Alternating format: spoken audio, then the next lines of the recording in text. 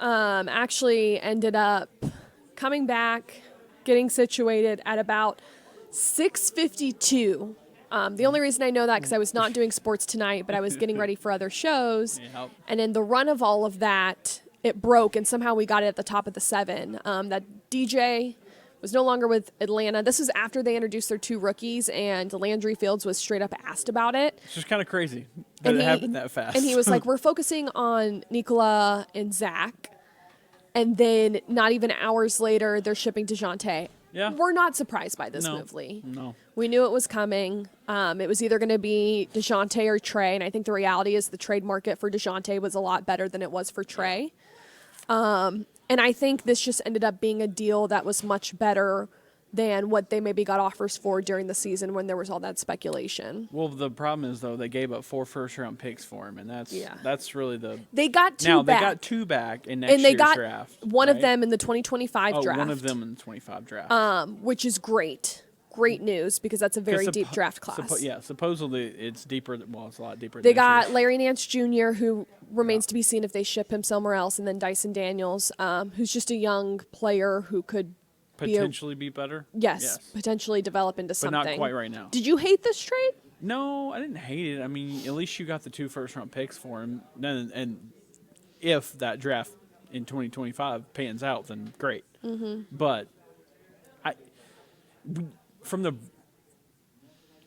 it just seemed a little crazy, like at the very onset of this, that they had 2 ball-dominant guards, especially when, Trey is not good on defense. And then you've got DJ, who is an above-average defender. I don't think he was quite as good defending here as he was in San Antonio. But everyone around him in San Antonio might have been better than what he had here. I don't know. Well, and I think what's interesting, too, is what it seems to be, if you look at the pieces they've gotten this offseason, it seems that they're obviously going to surround Trey with the pieces they believe are the right fit. So what does that look like? These very tall, athletic, defender-esque individuals, whether that's Zach Risonche or, they're going to we have to they do have some big men. For now. Okongwu, who knows what they do with DeAndre Hunter? Right. Bogey. But they did get a lot taller. They got a lot taller in this trade. And honestly, at this point, that's kind of what you need. Correct. You're going to have to be able to defend a dominant big man coming on the court every night. You're going to have some guard play that has some kind of defense. Hopefully, Risonche actually comes in and he does above average defensively. He might not be able to play this year. Or I don't know. It's just a lot of... My guess is he probably comes off the bench to play some minutes as he develops and gets things under him. But who knows? You see players... Though. Pick one, you think, boom, right out the gate, they're going. But sometimes it just doesn't happen like that. It will be interesting to see how he pans out in the Summer League because him and Nikola Juricic will be playing in the Summer League in Vegas. There was a lot of other crazy NBA free. It is every year, right? I think the ones that stuck out to me is Klay Thompson to the Mavs on a 3-year deal. It's so weird looking and seeing that guy in a different uniform. Well, and there were all speculation that he was going to join up with LeBron with the Lakers, and then he goes to the Mavs, and now you go. With Luka. That was a good move on his part, I believe. Yeah, I think so too. I wouldn't rather. The Chris Paul situation with him joining Victor Wembanyama and the Spurs now, that's weird to me. James Harden signed an extension with the help me out here. James Harden with the Clippers. Still plays basketball? That's crazy. Yes. Cool. Yes. Let's see. Tatum got a record deal, 5 years, Not shocking. $314. How about Cade Cunningham getting the That's max rookie extension with the Pistons? And they just hired J.B. Bickerstaff as their coach, which we'll have to talk to you about Scott because Scott knows J.B. from time in Cleveland. I think JB's I don't know a thing about JB. JB's a good developmental coach. He's a solid coach. I don't think he's going to go win you hardware, but right now the Pistons just need stability. They need just wins. They don't need hardware. They need stability. So I think that's a great get for them as well. What else am I forgetting? Anything else? I'm trying to look through right now.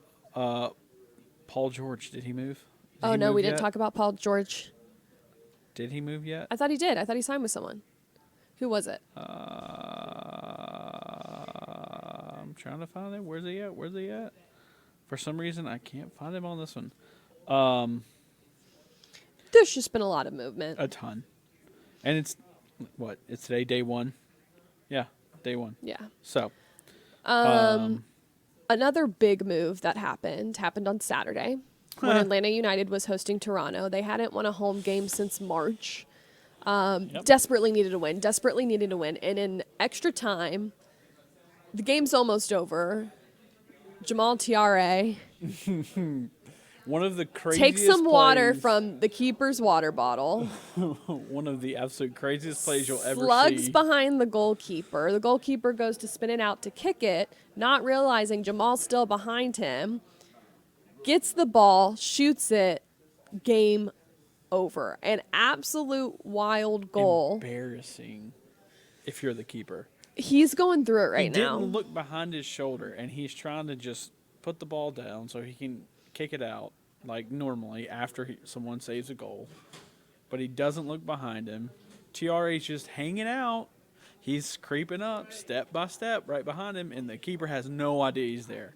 He throws it, puts it on the ground, he steals it, makes a cut, kicks it, game over. It's In what I think it was the 7th minute of stoppage time. Insanity. And literally everybody was like in awe. They had no idea what to do. I think everyone was just baffled. That's part of the beautiful game, if you will. Before we go to the sound from training earlier, we do need to address the Thiago Almada speculation and rumors Yes. that he might be shipped elsewhere. Yeah. He kind of was asked in the press conference about it, I believe by Doug Robertson. And he basically said, obviously, there's rumors out there. Some of them are true, some of them are not. I can't comment on it, but I do know tonight could have been my last time playing at Mercedes-Benz in an Atlanta United uniform. Yeah. And he was really grateful to the organization and whatnot. We still don't have anything yet, but it seems like the organization is kind of starting with a clean slate. Well, and it's crazy to imagine that your leading goalkeeper, Yorgos Yakimakis, is already gone. Yep.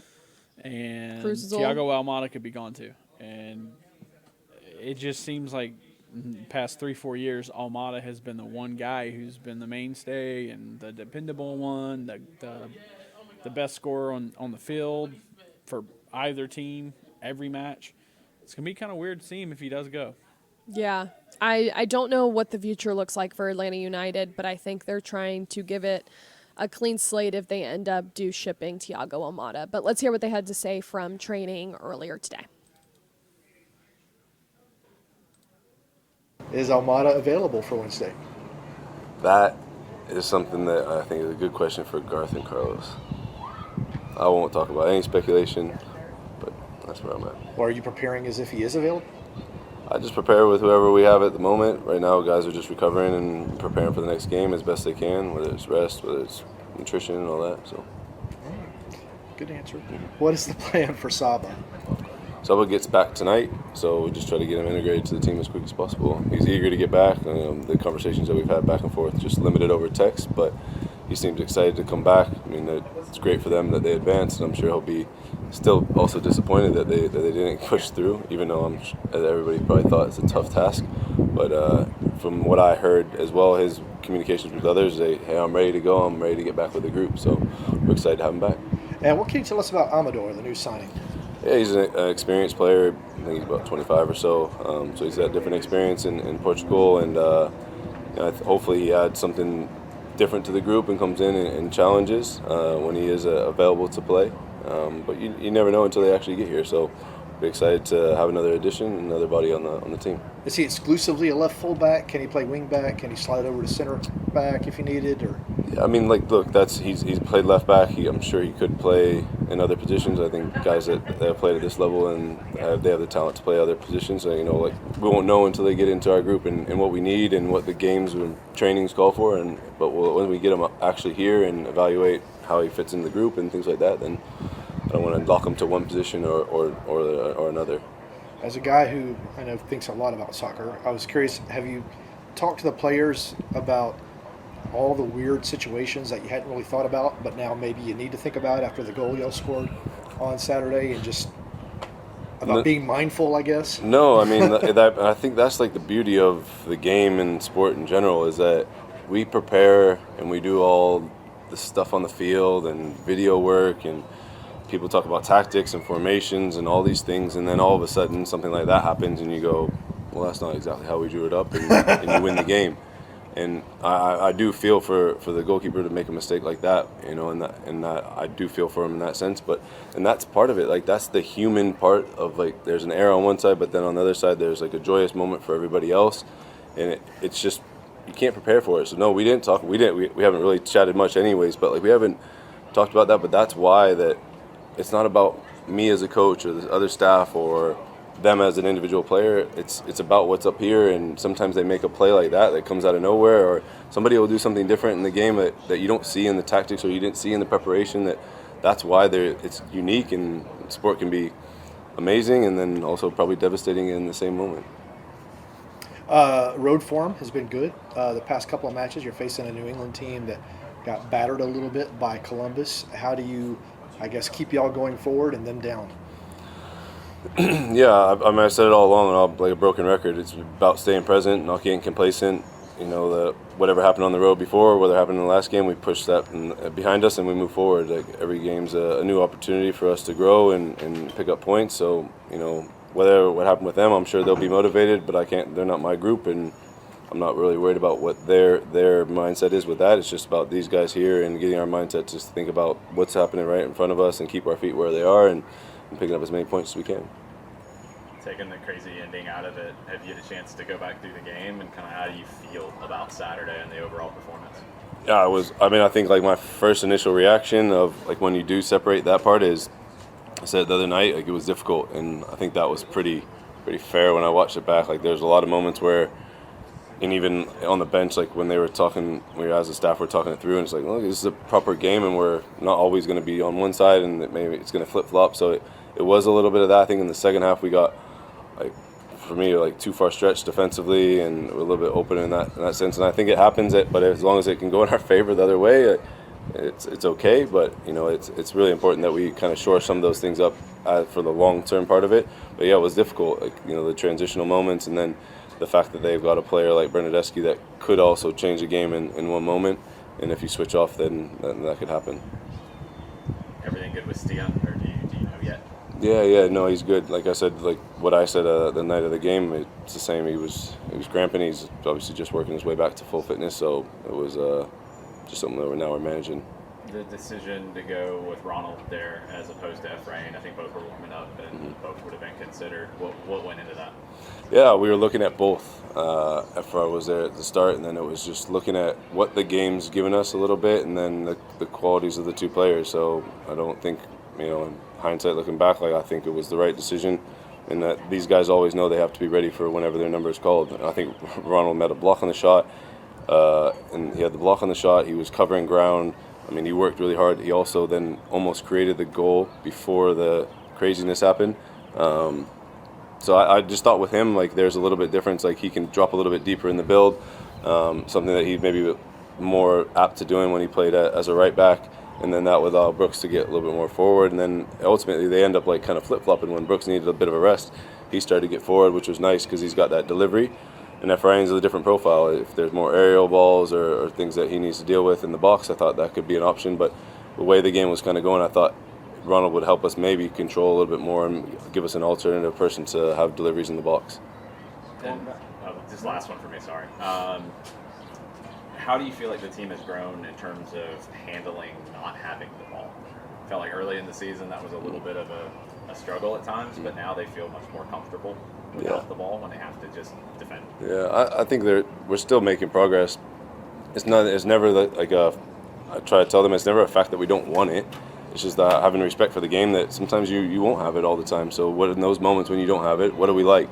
Are we compact? Are we aggressive? Are we still putting them in areas where we want them to go?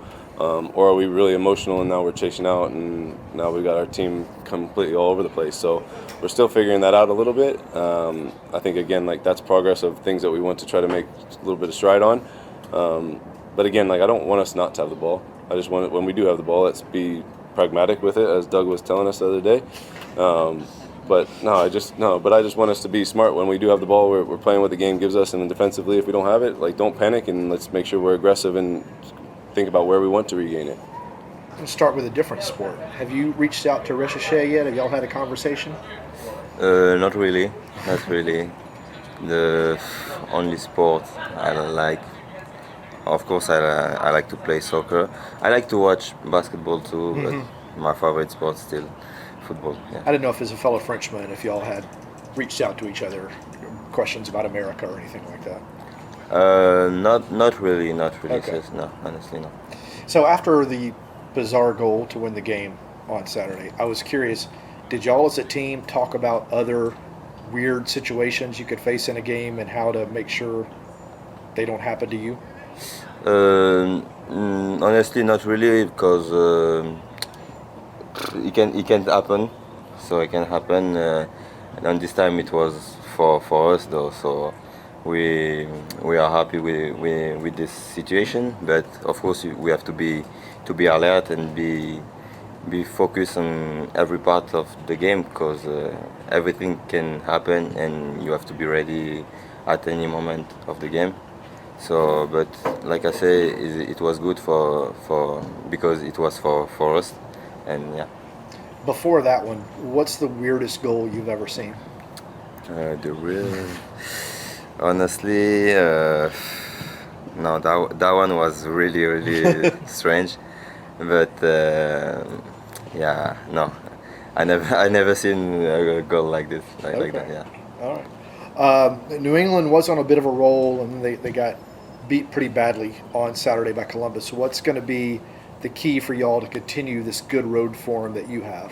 I think the main key it will be to stay focused on us, stay focused on us, and try to do the same performance, the same teamwork than the last couple games, the last game we did on Saturday, and I think we won this game, but also I want to talk about the performance from the team. So I think we did the great job in first half, in second half. I think we controlled the game. Also when we didn't have the ball, we don't concede a lot of opportunities. So it was a great game defensively and offensively. And like I say, we have to stay focused on us. Try to keep the good thing for the next game. Yeah. How would you rate the team's confidence today compared to after the Charlotte game? But you know, when you win a few games, you build more confidence for everyone, for the team, and also because we I think we won 2 games. We You haven't lost. and yeah, and two draw. So of course it's always good for our mind and everything. But the most important thing is it's always the next game. So we did good performance the last couple of weeks, but for the next game right now it's good for confidence, but it doesn't matter. So we have to stay focused, to be ready for, because it will be a difficult week, because we got two games, one Wednesday, one Saturday. So yeah, we have to be ready for two difficult game. Yeah. Go ahead. No, like you said, you guys haven't lost in 3 matches. What do you think is different? What's working right now for you guys? Honestly, I don't even know, because we try to work a lot. We try to talk each other. Of course, we missed some players the last couple of weeks, and the other one who was there play very well and did the great job. And it's good also for, because we got Bartek is back. Luis is back and Saba gonna be back soon. So it's three important players for us, and to have them with us, it's always good. And for the next, I think their presence gonna be good for them And for us. after that craziness of the last match, where you guys get 3 points in that fashion, how do you take that feeling, that momentum, to apply it this week to 2 tough matches on the road? I think we have to review some clips, some part of some good things we did the last game, and also the mentality, because okay, Jamal scored a crazy goal, because no one can imagine you can score like that, but I think. It's more about mentality. Don't give up and try to win the game until the end. So we have to keep this energy, this mentality, and yeah, it will be good for us. Yeah. Is there a reason why you think the team is stronger or more confident without the ball right now? I think yeah. Without the ball, we I think honestly when I'm on the field, I feel more comfortable, because also when we don't have the ball, I know we can be tough, we can be strong, and at the moment when we gonna regain the ball, we can hurt our opponents quickly. So we try to play on the back and to build, but we play I think a little bit more directly too, and so it make us less predictable. So for the opponent is a little bit tough, I think, but it's good. It's good for us, and for of our confidence is yeah. Does it make you feel a little more solid with 3 center backs behind you? I think, but we ever did this. I think we against Miami we played with 3 center back, and we did a really good job.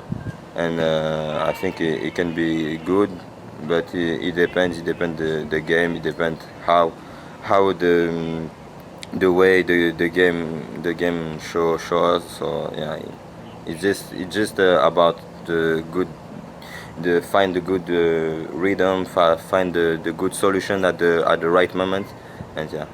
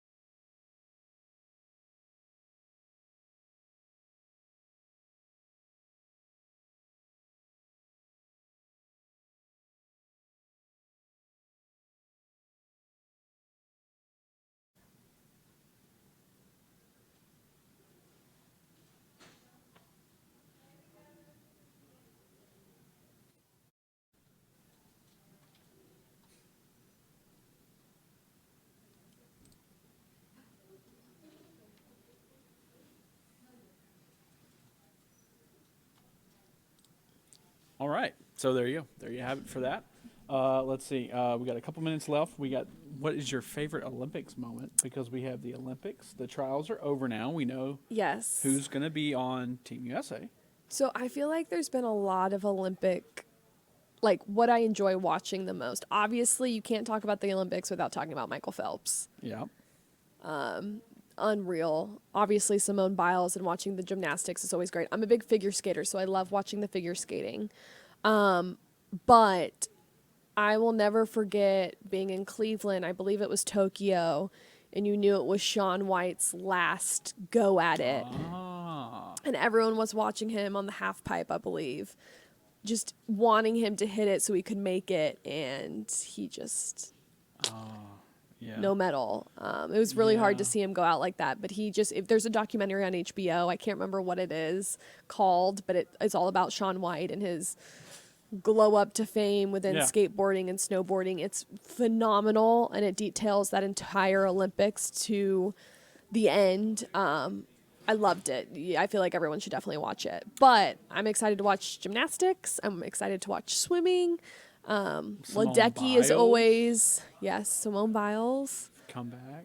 Yeah, after taking off Tokyo to focus on her mental health. I don't know. What are your... So the one I really remember for whatever reason, and I don't know why, Apollo Anto-Ono. Yes. Yeah, The skater. yeah, Speed skater. speed Yeah. skater. I was gonna say line So skating. yeah, I don't know why. I just remember Bob Costas like calling it, and like I think he never got gold. He had bronze or silver, or didn't make the cut. And for whatever reason, that guy. I Okay, is there one Olympian, we don't have much time, that is maybe more hated than Ryan Lochte? I mean, no, not at least on the American side. What is he up to I these don't days? know. That was yeah. He was the one that like faked. Oh, what was it? He faked a kidnapping, right, or whatever. Is that what it Or no, was? he faked something being stolen, or That's what he faked Yeah. something, and then dude, Yeah. he always used to wear the popped collars too. it's like, oh god, dude, that's. Well, don't have a whole lot of time, but what's on your mind, real quick? Lots of free agency. It's a hockey free agency too. After the Panthers win it, obviously I'm vocal about being a Bruins fan. It's like the only team I'm actually a fan of. So lots of moves happening, but we're hitting that period where things are supposed to slow down just a little bit, and then they pick back up after MLB All Star, which is July 15th. I think the game's the 16th. For me, it is that Atlanta United goal. That was insane. Yeah, I've wild. never seen anything like that. And Rob Valentino said he's never seen anything like it. So when someone and Maybe Dax in a Pee Wee McCarty, game. Dax McCarty, who said he's been playing MLS for like 20 years. Yeah, wild. He's old said he's man. never seen that. That's crazy. If you Well- haven't seen it, go to social. Exactly. Well, that's all. Appreciate everybody. Goodbye.